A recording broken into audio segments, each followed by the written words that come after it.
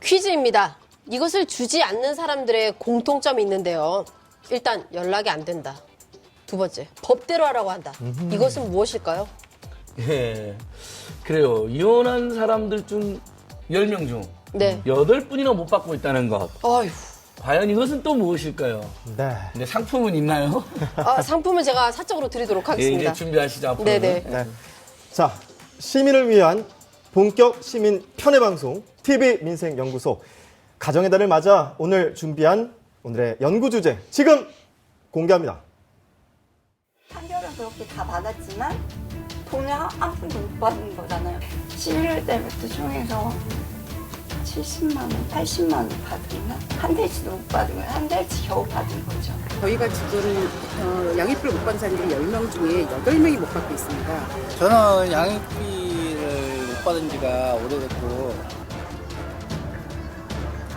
아이들의 복지나 생계가 위협받는다는 얘기를 꼭 드리거든요. 이게 아동학대죄 동일하다라고 지금 풀어야지만이 이 양육비 해결을 할 수 있고.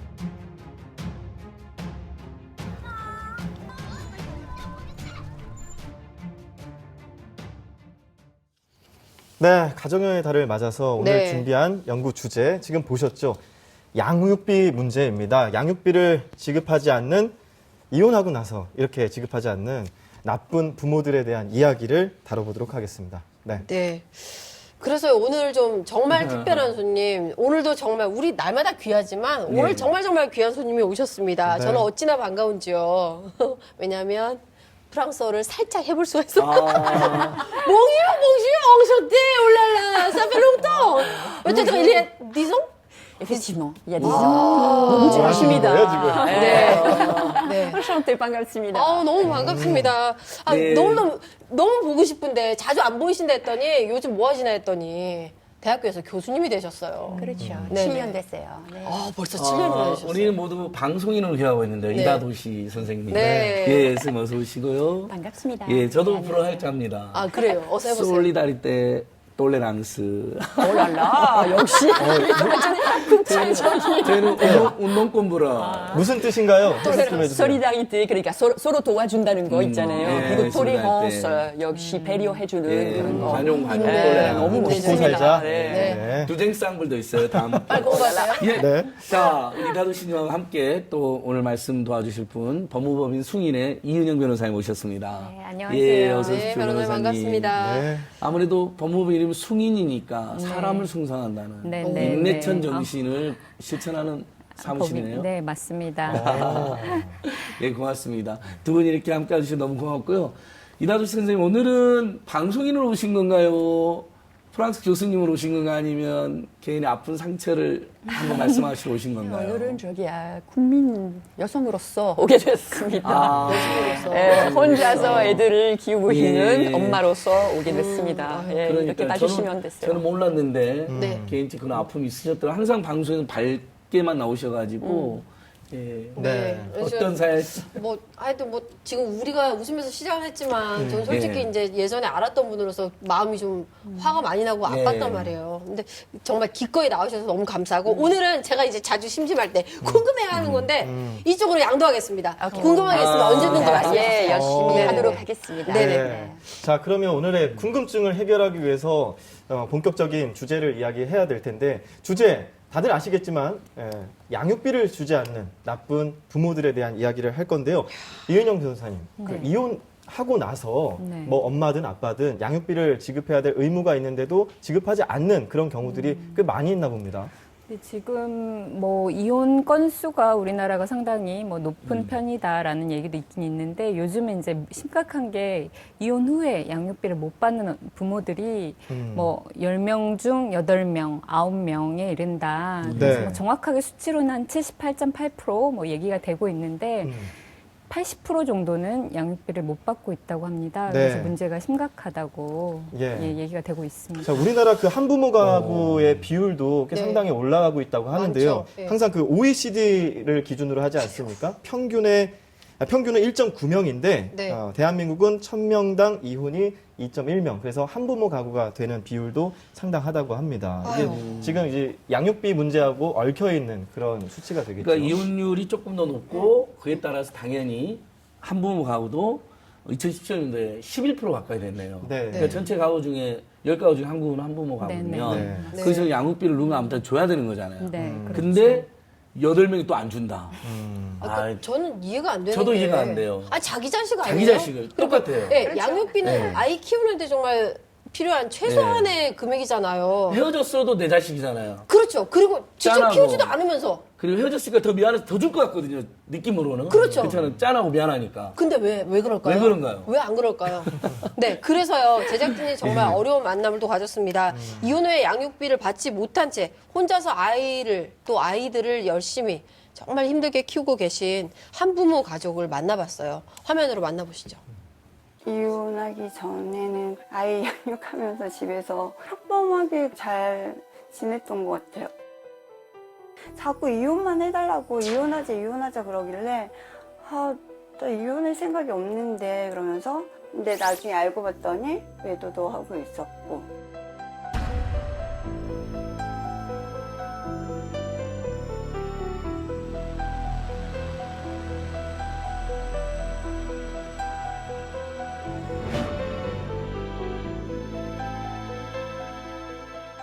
햇볕 쨍쨍한 날 털모자를 쓰고 장화를 신겠다고 고집을 부려도 괜찮아. 처음에는 제가 이제 잠깐 친정에 가 있을게 그랬는데 그게 이제 빌미가 돼가지고 별거가 시작된 거예요. 2014년도에 우리 합의해서 살던 정하는 합의이혼만 하래. 합의이혼만 위자료 아무것도 안 받는 대신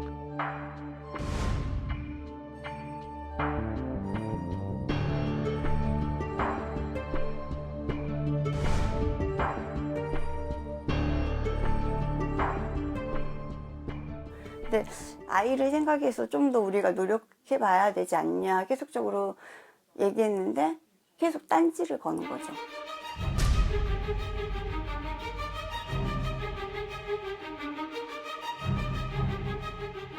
집을 찾아서 뺑판을 치고 어머님이 운영하시는 가게 영업장도 또 이제 기물손괴가 들어가고 저 혼자만 이렇게 힘들게 하는 거는 괜찮아요. 근데 내 아이 그리고 내 가족들까지 힘들어져 버리니까는 이게 감당을 할 수가 없더라고요. 더 이상 버틸 수가 없더라고요.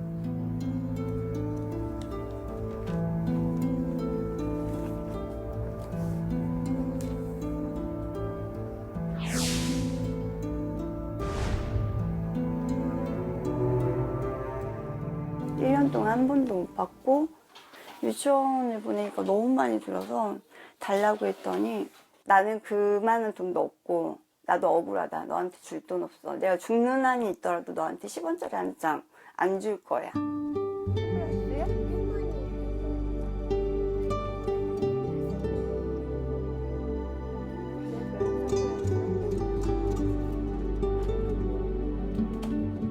엄마 나 발레는 나 발레복 입고 싶은데 엄마 나 수영은?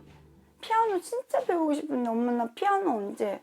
아이 아빠가 양육비 지급을 해준다면 충분히 할 수 있는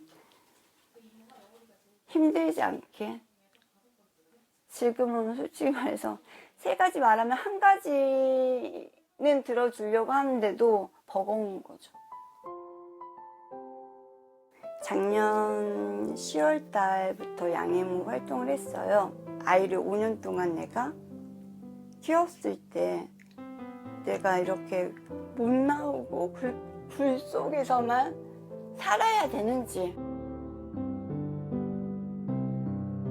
당사자가 아니면 정말 양육비는 어느 누구도 야 그거 그렇게까지 계속 받아야 돼?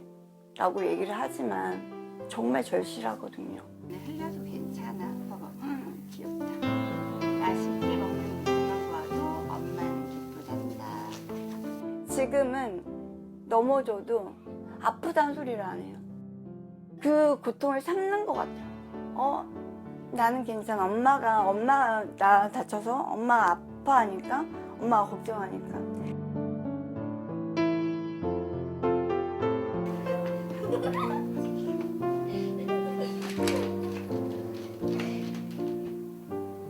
왜 자기가 그러는지 엄마는 알아? 막 이런 식으로 물어봐요. 그러면서 나는 엄마가 깔깔 웃으니까 내가 해주는 건데 엄마 웃으라고? 이렇게 얘기를 하더라고요.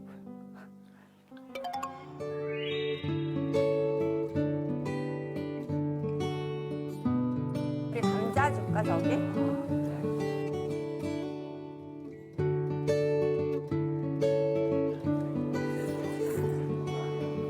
어때? 맛있어?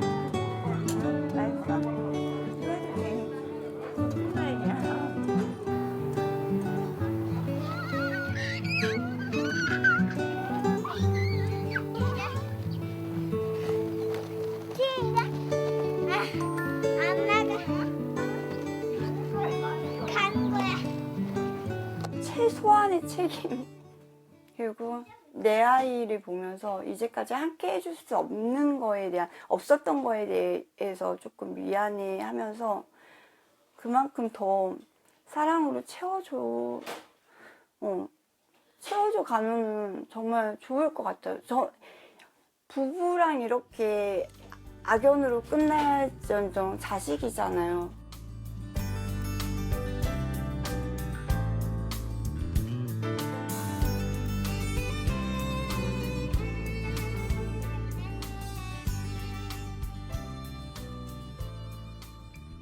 네, 부부는 본디 무촌이잖아요. 네. 이게 혈연관계는 아니란 말이에요. 그럼 남남이 될 수는 있죠. 근데 자식은 자신의 반쪽이거든요. 핏줄인데 어떻게 저럴 수 있을까? 무슨 물건 떠넘기듯이 네가 키워. 네가 다 해. 이게 뭔지를 모르겠고요.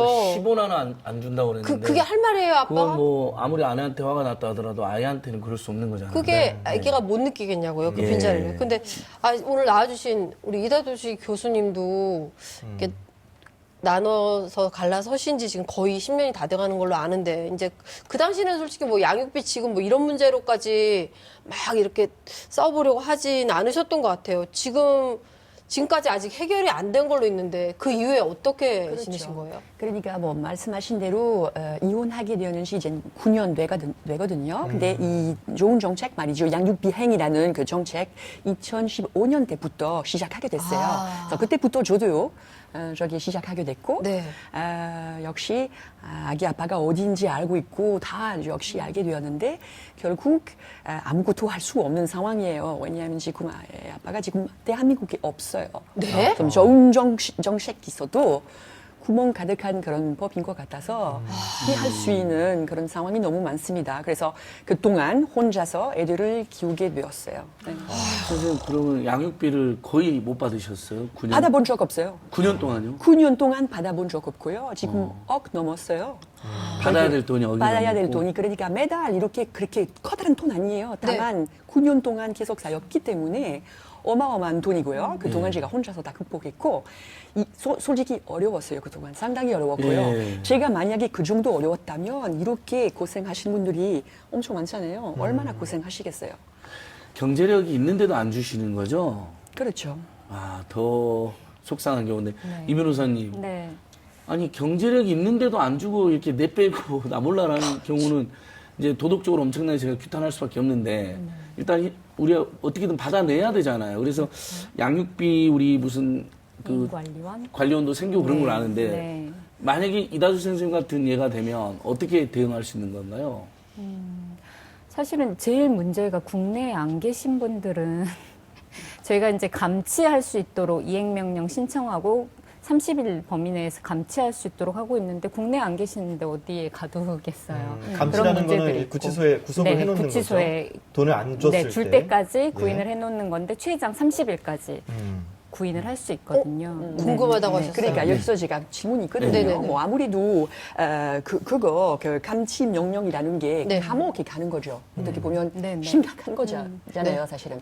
여기만 봐도 프랑스보다 더 엄격하게 법이 돼 있거든요. 예. 네. 이런 엄격한 법이 있어도 왜 아직도 아무것도 제대로 진행 안 되는 건가요? 그러게요.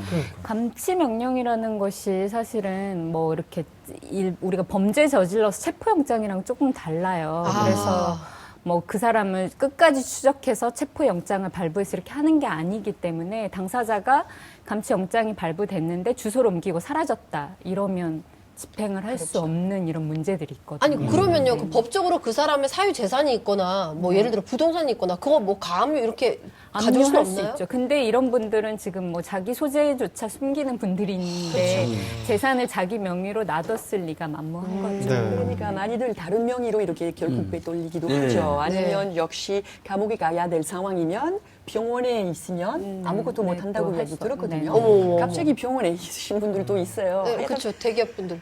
여러 그런 아까 설명해드리는 대로 구멍이 있어서 네. 잘 빠지신 분들이 상당히 많은 것 같아요. 빠져나갈 예. 길이 있구나. 그렇다면 일단 여기서 현실적으로 자 이달 선생님 예도 그렇고 우리 방송학과 나오신 분도 그렇고 애는 키우는 하나 일인 뭐 아이 하나당 사실 몇백만 원 들어가잖아요 매달. 그렇죠. 그러면 국가가 예를 들면 먼저 지급해주고 그다음에 그 경제력 있는 그 양육비를 지급하기로 했던 의무가 네. 있는 일을 끝까지 추적해서 받아내면 될 것 같은데 그 비슷한 제도도 도입되지 않았어요? 지금 그 양육비 이행관리원에서 한시적으로 양육비를 긴급 지원하는 제도가 있어요. 근데 이 조건이 조금 까다로워요. 뭐 긴급복지법상 어떤 그런 받을 수 있는 제도를 다 활용을 먼저 하고 그 이후에 못 받았을 때 받을 수 있는데 그것도 소득이 뭐 소득 제한 구간이 있어서 한 50% 중위소득 50% 이하일 때만 받을 수 있어서 예를 들면은 뭐 한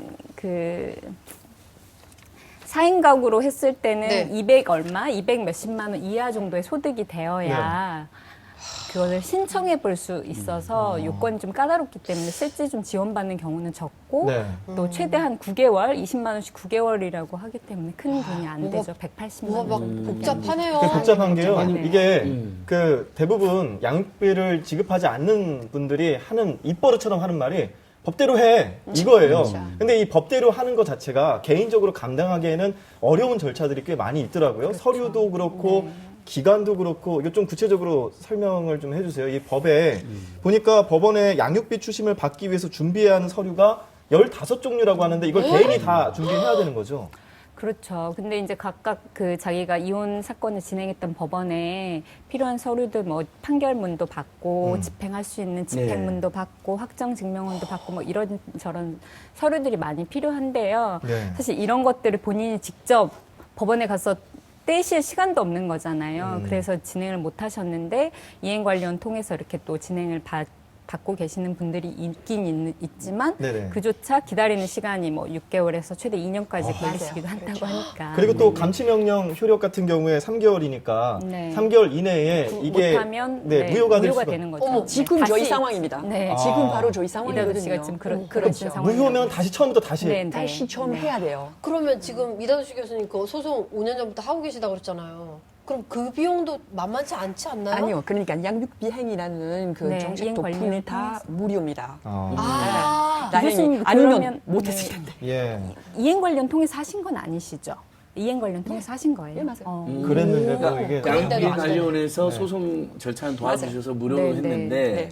다만 어쨌든 아이에게 긴급하게 빨리 양육비를 먼저 양육을 시키고 국가가 다 추심해 주는 줄 알았거든요, 저는요. 근데 그게 아니라 아주 저소득층 위주로만 하니까. 그렇죠. 그러니까는 예. 지원을 받을 수 있는 거는 그 기초 뭐 생활 보장이 어려운 분들 그런 분들에 한해서 긴급 복지 제도들이 있는 거고요. 뭐 한부모 가정에 지원하는 양육비라든지 그 이행관리원에서 지원하는 한시적 양육비라든지 이런 것들은 금액이 좀 적습니다. 적고 네. 기간도 짧고요. 그래서 실질적으로 장기적으로는 도움이 되지 않는 상황이긴 하죠. 네. 네. 그러니까 그 소득수는 상관없이 그냥 일단 다 양육비는 그 평균, 예를 들면 평균 정도 네.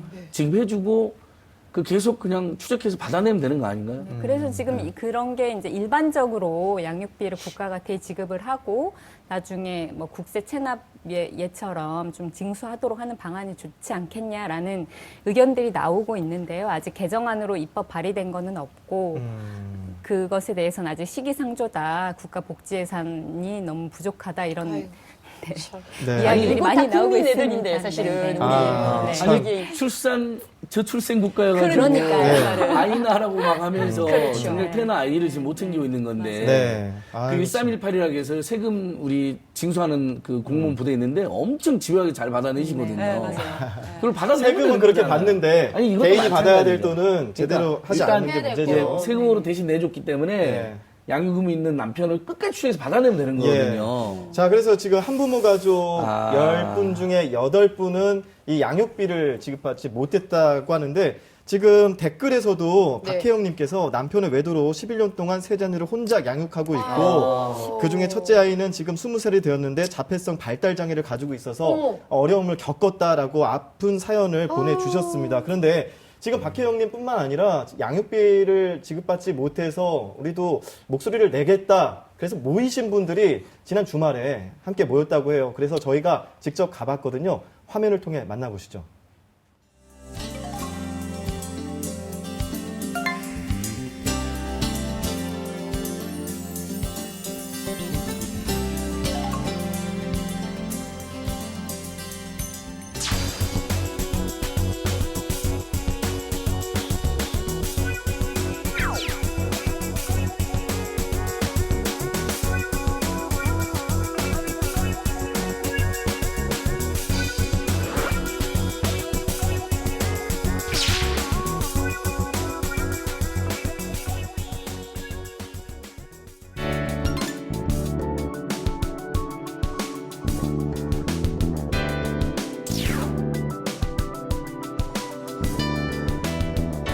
힘내라고 많이 해주시고요.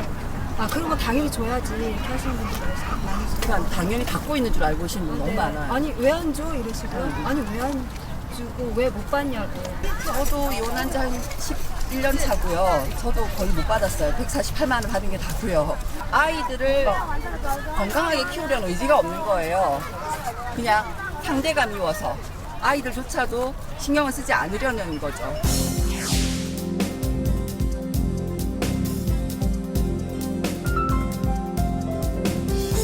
엄마도 혼자서 애들 키우는 게 너무 힘드실 것 같고요. 아빠도 책임감 있게 유아비 부담했으면 좋을 것 같아요.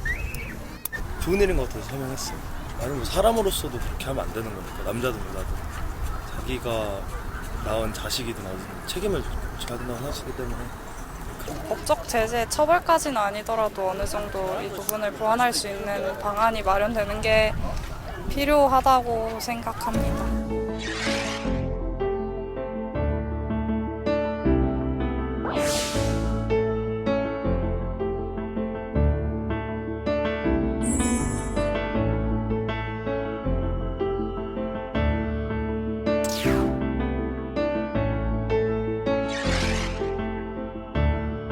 연락된 게 요 근래예요. 그러니까 지금 8년 좀 지났거든요. 못 받은 게 전체적으로 따지면 한 5천만 원 이상 넘어요. 남자가 또 양육비 받는다고 이렇게 나서가지고 소송 걸고 하면은 그러니까 뭐 능력도 그렇게 안 되냐, 응? 돈을 못 벌어서 그러냐, 뭐 그런 말도 많고 하니까 일부러 안 나서 그런 사람들이 많아요.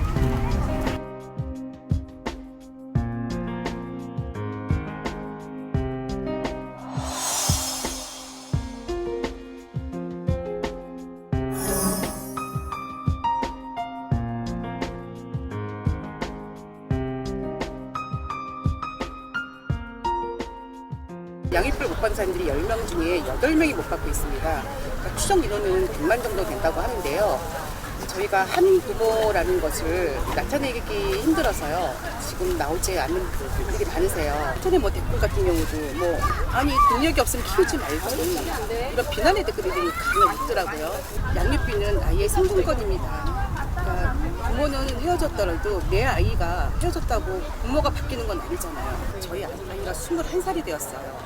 양육비 소송만 20년을 했고요. 그게 70만 원 받은 게 고작이에요. 아이들조차도 엄마 양육비는 꼭 받아야 된다고 근데 재촉하는 아이들이 있더라고요. 지금 자라는 아이들이 이 양육비에 대해서 서로의 감정 소모를 안 하고 내 아이만을 위해서 그냥 양쪽 부모가 내 아이가 건강히 자랄 수 있도록 서로 지켜봐줬으면 좋겠어요.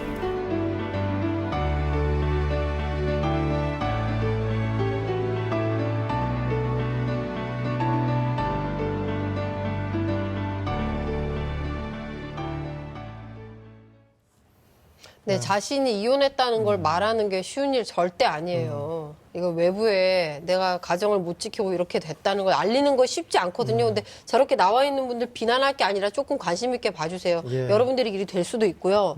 아까 그래픽으로 이렇게 띄웠는데 아까 나와 있던 분들의 양육비 미지급액을 합쳐봤더니 4억 7,800만 원입니다. 정말 큰 금액이에요. 근데 그래도 많은 시민들이 이렇게 서명도 해주셔서 다행인데요.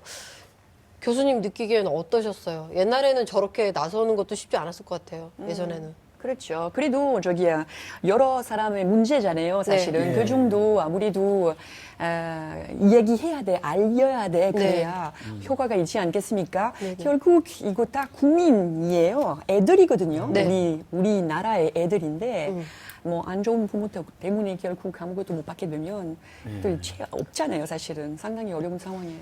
네. 아까 교수님께서도 뭐 어기넘는 돈을 한 푼도 못 받았다고 했는데 네. 결국 그게 심각한 게 다른 집은 이제 맞벌이 해가지고 그 돈으로 아이한테 최선을 다해서 길러도 잘 기를까 말까 하는데 혼자 독박 육아를 하면서도 돈도 없으니까. 그렇죠. 근데 양육비는 들잖아요. 현실적으로. 그러면 아이에게 쏟을 정성을 또 돈 버는데 또 시간을 쓸 수밖에 없는 그런 문제가 발생하잖아요. 그렇죠. 그런 구체적 어려운 기억도 있으실 것 같아요. 물론이죠. 네. 상당히 어려웠죠. 이혼했을 때 우리 둘째 5살이었고 다섯 첫째 살. 12살이었습니다. 한참 막 그렇죠. 돈 많이 들어가고 돌 엄마 아빠 봐야 찾을 되고 때고. 보호해야 되고 이렇게 쉽게 봐줄 수도 없었잖아요. 집에서. 그래서 일하면서 그래도 어떻게 보면 해낼 수 있었지만 이젠 교수로서 활동하고 또 있거든요. 다만 뭐 아시겠지만 2016년 때부터 김용란법 있지 않습니까? 아, 역시. 김영란법. 그렇죠. 뭐 좋은 법이지만 네. 결국 이 법 때문에 이젠 역시 아무 일 할 수 없고 모든 것 다 이렇게 신고해야 되고 그랬거든요. 교직으로 계시기 때문에. 그렇죠. 네. 그래서 저기 예전에 뭐 역시 교수로서 또 방송인으로서 일 많이 했었지만 네. 이 엄격한 법 때문에 이젠 더 이상 못하죠. 다만 이런 법 말이죠. 역시 제가 일을 많이 하고 싶겠습니까? 애들을 키우기 위해서 네. 했던 거고 역시 이 정도 엄격한 법 있다면 역시 양육비를 지급할 수 있게끔 좋은 법 있었으면 좋겠어요. 그러게요. 이게 엄격하려면 다 똑같이 엄격해야 되는데 어떤 거는 너무 엄격하고 또 어떤 거는 이렇게 그렇죠. 그냥 대충 맞아요. 넘어가고. 네. 그렇죠. 정말 이제 법대로 했으면 좋겠는데 안 되는 이 현실이 정말 안타깝다라는 네. 생각이 듭니다. 근데 그 양육비 지급을 하는 대상은 이혼했을 때 어떻게 정해지는지 그리고 이 금액은 어떻게 산정되는지 모르시는 분들 많으실 것 같아요. 어떻게 되는지 좀 설명 좀 부탁드릴게요. 네, 원래 그 법에 보면 자녀의 양육에 소요되는 비용은 부부가 공동으로 예. 부담하게 네. 되어 있어요. 네. 그래서 이혼한 경우에는 한 부모가 양육을 하게 되면 양육하지 않는 비양육자 부모는 그 비용을 자기 그 범위 내에서 부담을 하게 되는 거고요. 예. 일반적으로 양육비는 지금 자녀가 성년이 될 때까지, 그러니까 만 19세 될 때까지 지급을 해야 되는데, 그 구체적인 양육비는 부모의 재산 상황이나 그 밖에 그런 사정을 고려해서 정하게 됩니다. 이게 네. 지금 가정법원에서 나온 양육비 산정 기준표인데요. 예. 여기 보시면 이제 제일 중요한 게 부모의 소득과 예. 그다음에 자녀의 나이에 맞아요. 따라서 교육비나 이런 것들이 결정될 것이니까 네네. 그렇게 예. 보시면 되고, 부모 소득을 합쳐서 오른쪽 상단 구간이 예. 되고 왼쪽 아래는 그 자녀의 나이에 따라서 나이에 따라 달라지는군요. 네네네, 양육비가 올라간다는 것이고, 이거는 이름 그것 때문에. 어떤 기준이고요. 맞아요. 네. 이것에 따라 결정되는 것은 맞아요. 아니고요. 네. 보시다시피 애들이 크면 클수록 아무래도 더 들어가죠. 교육비로 엄청 네. 많은 돈이 네. 들어가게 네. 되거든요. 네, 네. 개인적으로 뭐 역시 그때부터 고생 많이 하게 되었습니다. 아. 사실은. 네. 아이 뭐 키워본 지금 다 알죠. 얼마나 네. 많은 돈과 정성과 시간이 들어가야 되는지. 네. 그래서 유 변호사님 아까 계속 제가 이제 아까도 한번 여쭤봤는데 어쨌든 저렇게 비용이 많이 든다는 거 법원도 알고 있잖아요. 근데 저걸 안 주는 거 아니에요 지금. 저렇게 줘라고 이제 결정을 해도. 네. 그러니까 다시 한번 국회 법률 개정안도 뭐 제출되어 있다고 하지 않았어요. 어쨌든 계속해서 제가 촉구하는 것은 이제 이달 선생님 같은 경우도 많이 이랬으면 되잖아요. 일단 국가로부터 다 양육비를 받고 그 경제력이 있는 배우자한테는 계속 정부가 쫓아다니면서 받으면 되니까. 네. 요게 이제 법률 개정 전망은 있는 건가요? 이런 방향으로?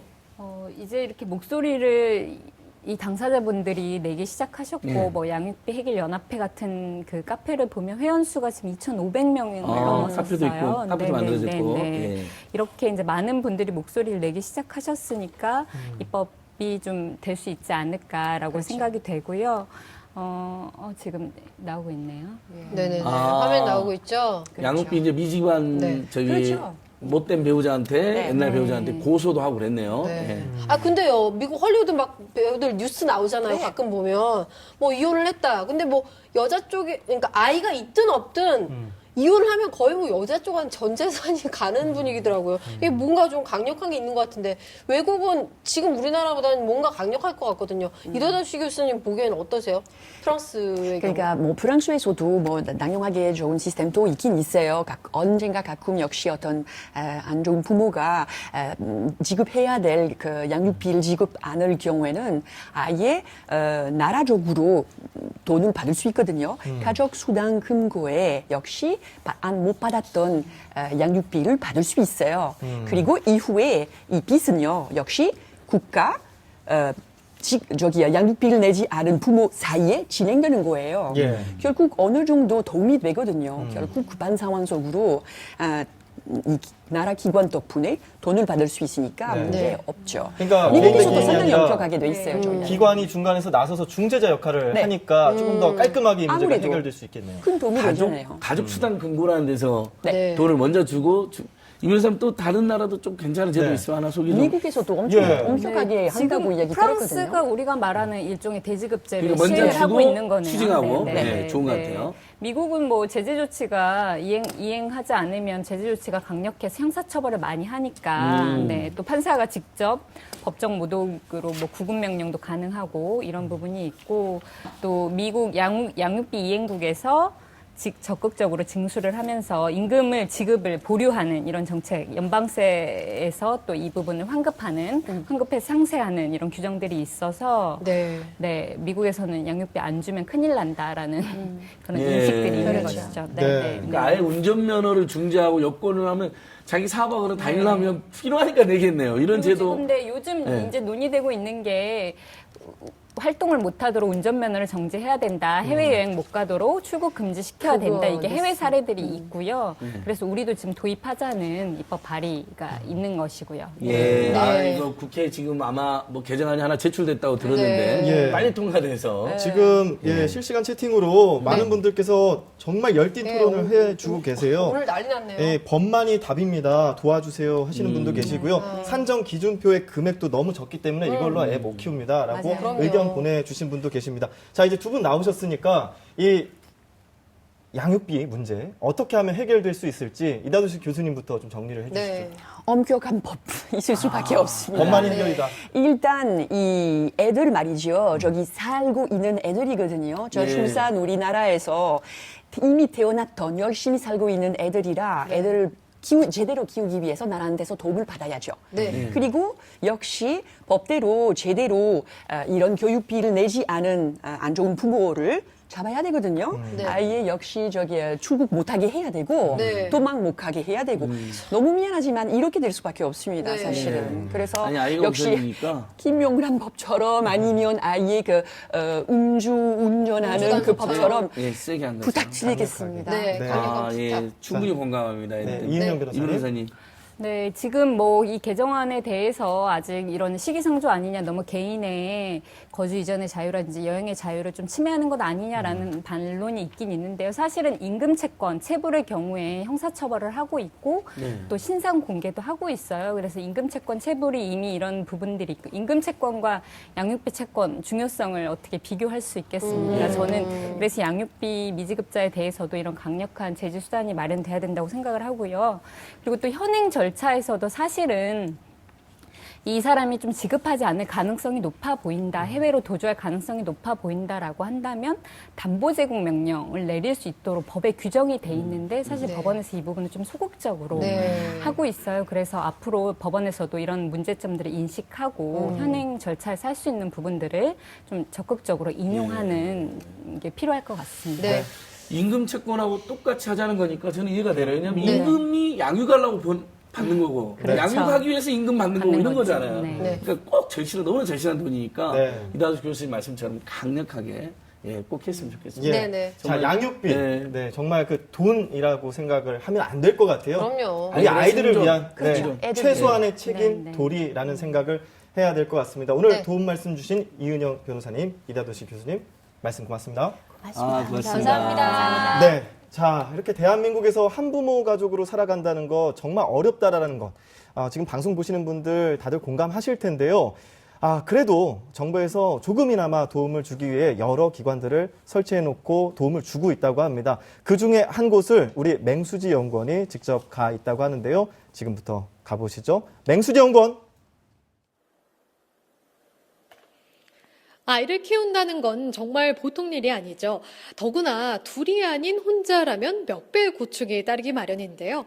그래서 한부모 가족을 위해 발벗고 나선 곳이 있습니다. 바로 지금 제가 나와 있는 한부모 가족 지원센터인데요. 그럼 이곳에서는 어떤 지원이 이루어지고 있는지 제가 직접 들어가서 알아보도록 하겠습니다. 지금 제 옆에 방을 보시면요. 뭔가 작업이 한창인데요. 저와 함께 들어가 보시죠. 안녕하세요. 네, 지금 뭔가 다들 열심히 하고 계시는데요. 지금 어떤 작업 중이신 거예요? 네.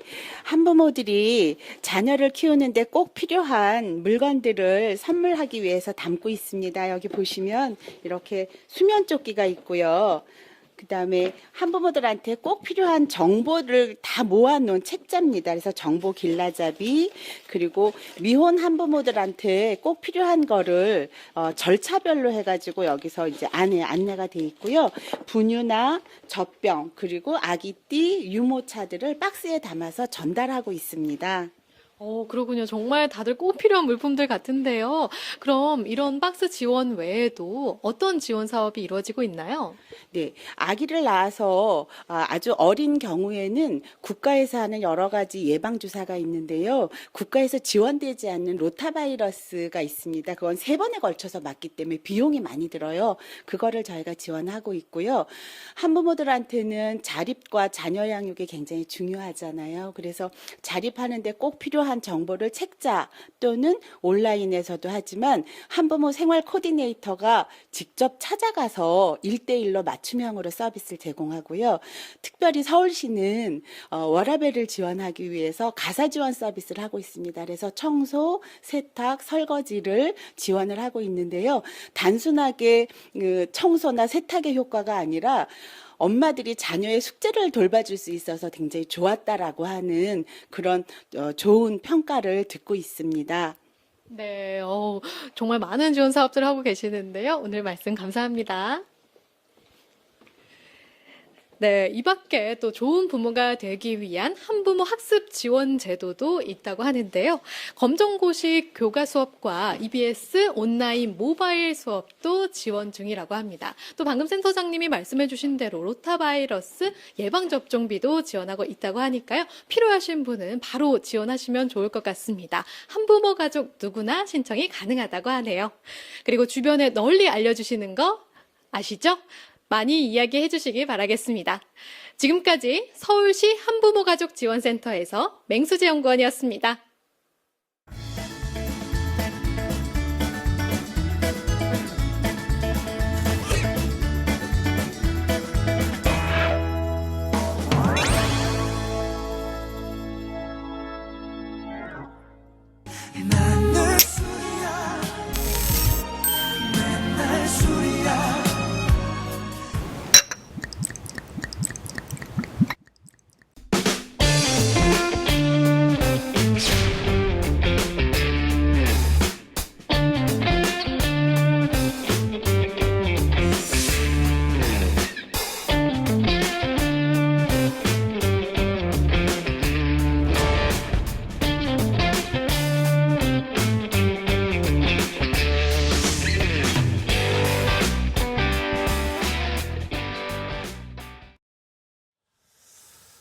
네, 다음 주제입니다. 맨날 술이야. 그리고 이분만 보면은 제가 소주 생각나는, 왠지 모르게 이분은 소주하고 잘 어울리실 것 왜요? 같은 그런 분인데요. 뉴스톱의 김준일 대표님 민생 팩트체크로 나오셨습니다. 어서 오세요. 예. 안녕하세요. 네. 대표님, 안 그래도 아까 쉬는 시간에 우리 대표님하고 이번 주 금요일날 소주 한잔을 했습니다. 네, 벌써 약속을. 네. TMI. 이 방송 너무 좋아요. 예, 진짜. 그러니까 끝나고. 맥주, 치킨, 네, 좋습니다. 예. 마시자 한 잔의 술 이런 노래도 있었죠. 자, 근데 서민들이 그렇게 신나게 소주 한 잔 먹을 수 없도록 5천 원까지 오른다. 예. 이거 저는 결사 반대라는 거 일단 제 개인적 입장 밝히면서요. 다만 자 출고가 좀 오른 건 이해가 됐어요. 근데 저 출고 65.5원 오른 것이 5천원으로 바로 인상된다는 것도 좀 우습고 거기에다가 아까 나온 것처럼 아니 왜 또 최저임금 인상이 왜 나옵니까 대표님 이거? 아니 그건 아무데나 이렇게 붙이면 되는 거예요? 그러니까 뭔 문제만 생기면 무조건 다 최저임금이야? 최저임금 인상하고 예. 탈원전 때문에 산불이 나면 탈원전, 한전이 망해도 탈원전, 서민이 힘들어도 최저임금 인상, 중소상공인 망해도 최저임금, 소주값이 올라도 최저임금 이건 해도 너무 많은 것 같은데 팩트 체크 한번 해주시죠. 예. 저는 이거를 보고 이제 기승전 최저임금이라고 보통 얘기하거든요. 맞네요. 예, 뭐든지 최저임금을 갖다 붙이는데 일단 뭐 먼저 사실관계부터 말씀드리면은 네. 하이트 진로가 이제 국내 1위죠. 참이슬을 제조하는 그렇죠. 하이트 그렇죠. 진로가 병당 65.5원을 올리기로 했습니다. 그래서 네. 출고가가 1,015원이에요. 싸네요. 그래서 65.5원이 올라서 1,081원이 됩니다. 네. 그러면 이게 65.5원이 도대체 왜 오른 것이냐라고 했을 때 이 업체, 그러니까 그 진로에서 밝힌 거는 세병 사용률, 용기 취급 수수료, 포장 재료비, 연료비, 전력비 등이 상승해서 이렇게 얘기를 했어요. 인건비 이야기는 안 나오네요. 인건비는 네. 업체에서 이미 얘기를 안 했어요. 근데요? 3년 5개월 만에 인상한 거기 때문에 어쨌든 물가가 상승하지 않습니까? 그쵸. 자연스럽게. 예, 그러면은 다른 것도. 소주값도 자연스럽게 조금씩 인상하거든요. 네. 그래서 당연히 온자재 값이라든지 상승했을 그래서 것 같고요. 이게 뭐 유별나는 게 아닌데 유독 일부 언론만 최저임금 때문이다 이게 라고 하는 거예요. 그런 이야기가 나온 배경도 있을 것 같은데요. 일단은 인건비 이야기는 없어요. 예. 왜 최저임금과 소주값 인상이 연관성이 있는 거죠?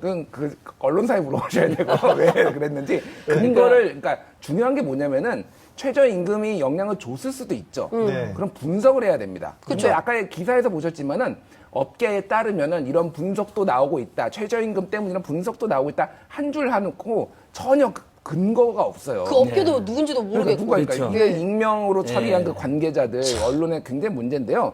그래서 조사를 해봤습니다. 그래서 그러면 하이트 진로의 인건비가 이거는 이제 다트 금융공시 금감원의 이제 공시 자료로 보면 나오거든요. 그래서 인건비를 보면은 2017년에 2,385억 원에서 2018년에 2,007억 원으로 오히려 감소했습니다, 인건비가.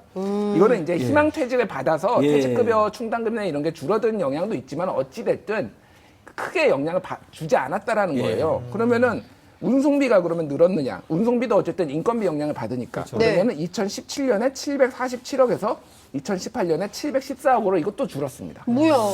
그런 맞습니다. 대표님 말씀드린 게 속이 시원한데요.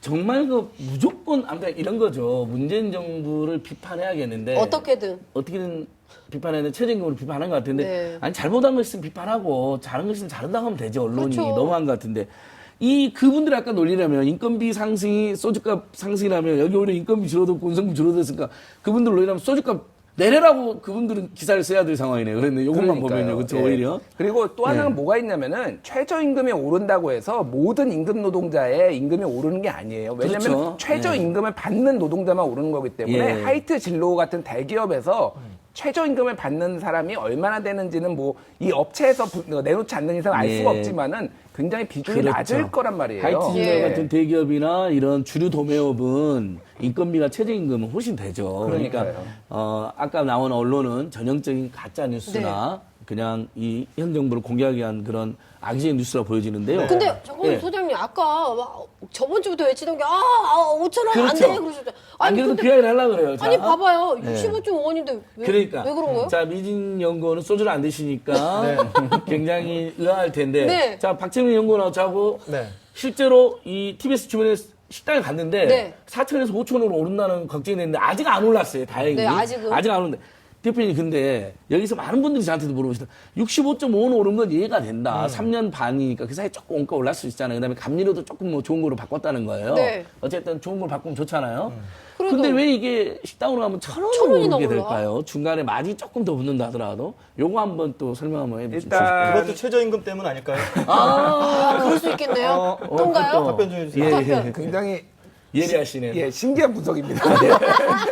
예, 사실은 이 그 소매점에서는 그 가격을 책정하는 그 소매점 마음입니다, 사실. 그렇죠. 그렇죠. 예. 소매 마진은 소매점이 책정하는 거고 주변 가게들이 다 4,000원을 받는데 내가 5,000원을 받으면은 이거는 이 나머지 음식이 너무 맛있어서 5,000원을 내고서라도 먹는 손님이 있던지 그래야 되는 거잖아요. 네. 그래서 이거는 주변 상황과 여건에 따라서 순차적으로 오르지 65원을 올렸다고 해서 바로 소주값이 500원이나 1,000원으로 오르진 않아요. 그리고 일반적으로 65원이 오르면은 소주값을 100원을 올릴 수는 없잖아요. 우리가 보통 이게 익숙한 게 3,100원, 네. 뭐 3,200원 소주를 이렇게 먹지 않는데 500원이나 1,000원 단위 올리니까 이게 네. 오를 때는 굉장히 심리적 압박감을 느끼지만은 바로 지금 오르리라고 전망하는 사람은 많지가 않고요. 이게 네. 아마 한 반년은 있어야지 순차적으로 올릴 그럴 가능성이 높습니다. 아이고, 네. 반년 남았네. 그러니까 이런 것 같아요.